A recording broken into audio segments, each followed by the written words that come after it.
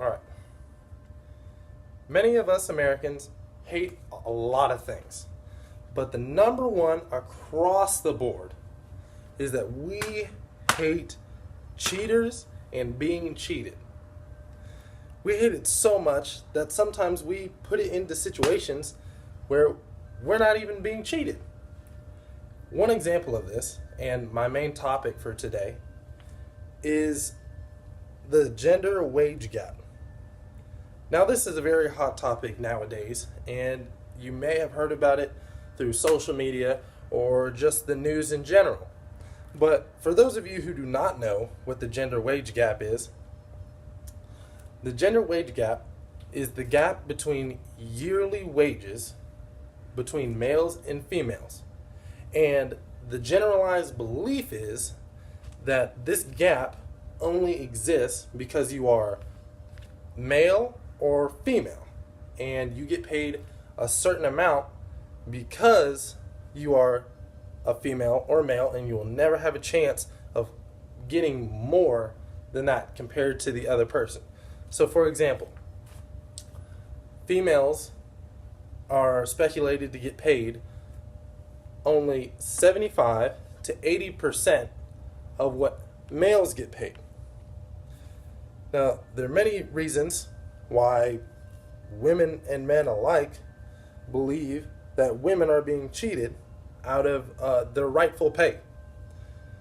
And today I'm here to persuade you that the gender wage gap does exist, but it's not because you're simply a male or female. There are many other factors that go in to deciding this gap. The three main factors that go into this gap are anatomy, missed opportunity, and people turning facts into things that aren't really true and just twisting the actual reality. And then those people throwing that out on social media, the news, and just public things that the public can see.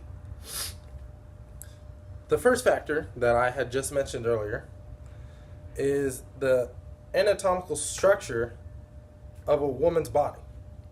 This has a lot to do with the wages that they get.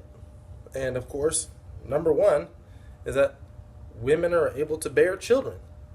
And this takes a lot of time away from women being able to go to work, or, some people, employers hiring or being afraid to hire women on because they're like, they might get pregnant and then have to lay off for a certain amount of weeks, and then we'll be out of that worker. So that is one reason.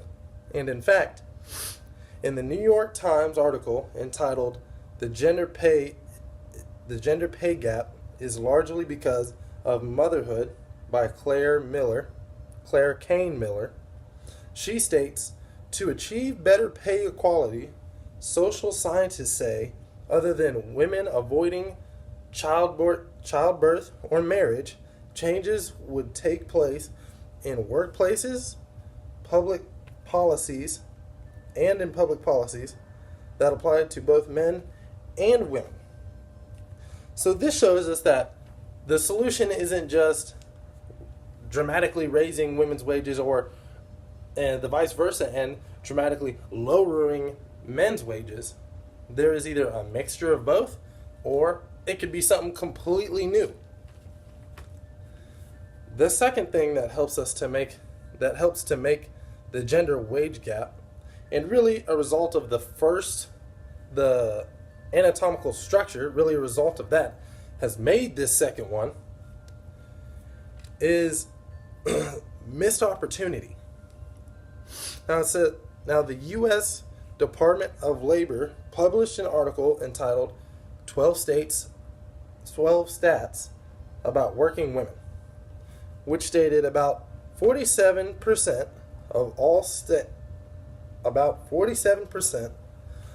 all United States workers are female. Now, allow me to look into that for you for a second. Let's just dissect that. With less women working and women working less hours than men because of the anatomical structure, they're birthing, so they're going to have less hours across the board. So they have less income coming in a year because of this. So whenever we average everything out, the women are naturally, because of these things, going to have lower wages. And relating that to the missed opportunity, if you're in a workplace and this woman in front of you, she's been doing great all year, best employee, amazing, and she gets pregnant, okay, got to go on fraternity leave, got to go take care of her kid. Now, she has missed all this time that the person below her, which could have been a man, is now being seen so much more by this employer. Now, he might get the promotion, or he might be able to step up and really start showing the boss that he can really do something. And now, because of just being pregnant, or maybe having something else go wrong in the family that she had to step up and cover for, she has missed out on this opportunity, this promotion, maybe a pay raise. And that is another thing that has affected the gender wage gap and just widened it even more.